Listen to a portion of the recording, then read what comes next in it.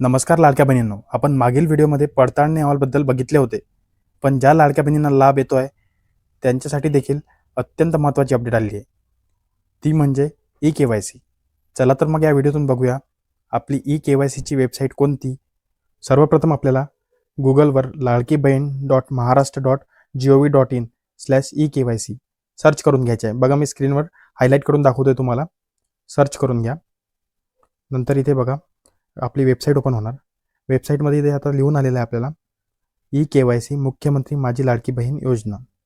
चला तर बघूया आपण नेमकं ई-के-वाय-सी होतं आहे की साईटमध्ये काही एरर येतोय. चला बघूया. इथे आपल्याला खाली ऑप्शन देखील आलेला आहे इथे आधार क्रमांकाचं. बघा मी हायलाईट करून दाखवतोय तुम्हाला. इथे आधार कार्ड नंबर टाकून घ्यायचा आहे आपल्याला व खाली कॅप्चा देखील टाकून घ्यायचा आहे. कॅप्चामध्ये ही इमेजमध्ये ते जे काही आपले नंबर दिलेले आहे ते इथे टाकून घ्यायचे आहे. आता इथे आपल्याला खाली आधार प्रमाणीकरणासाठी संमती द्यायची आहे. त्यामध्ये देखील बघून घ्या. मी वरील नमूद केलेले आधार क्रमांक धारक लाडकी बहीण योजनेअंतर्गत ई-के-वाय-सीसाठी महिला व बाल विकास विभागास स्पष्ट संमती देते. या योजनेसाठी माझी ओळख पडताळणीसाठी WCD विभागाकडे माझे आधार तपशील जसे नाव, जन्मतारीख, पत्ता व बायोमेट्रिक माहितीमध्ये बघा इथे बोटाचे ठसे किंवा डोळ्यांचे तपशील UDI म्हणजेच आधार वेबसाईट मार्फत वापरण्यास अधिकृत करते. ही माहिती केवळ ओळख पडताळणी आणि योजनेशी संबंधित संपर्कासाठी वापरली जाईल. बघा इथे आपल्याला सेल्फ डिक्लेरेशन द्यायचे आहे. त्यामध्ये खाली आपल्याला 2 ऑप्शन देखील दिसत आहे. मी सहमत आहे आणि मला पटत नाही हे 2 ऑप्शन आहेत. त्यापैकी आपल्याला मी सहमत आहे वर क्लिक करून OTP पाठवा यावर क्लिक करून घ्यायचे आहे.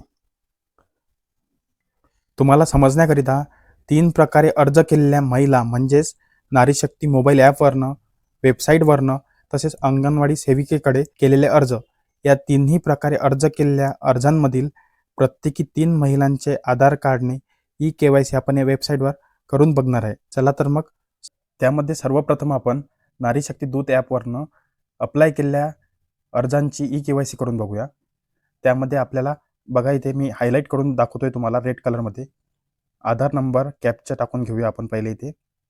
बघा मी आधार कार्ड नंबर टाकून घेतोय व नंतर कॅप्चा देखील टाकून घेतोय व नंतर इथे आपल्याला खाली परमिशन द्यायची आहे.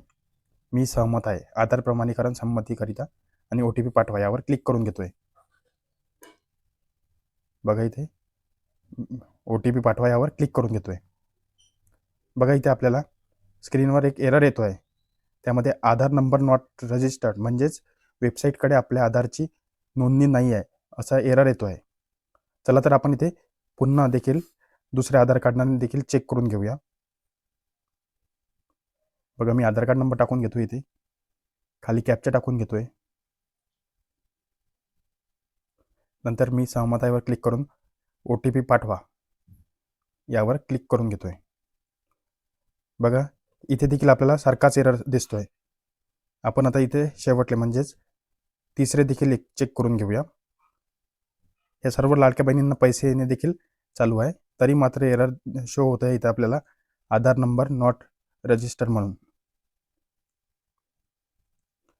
हे तिन्ही नारी शक्ती मोबाईल ॲपवरनं अप्लाय केलेले फॉर्म आहे.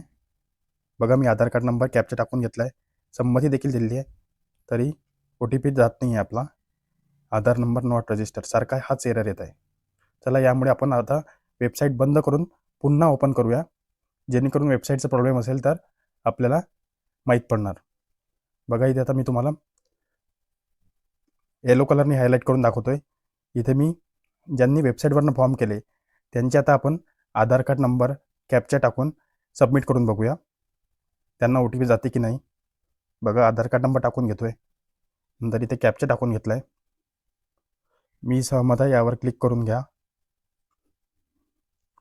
आणि OTP पाठवतोय.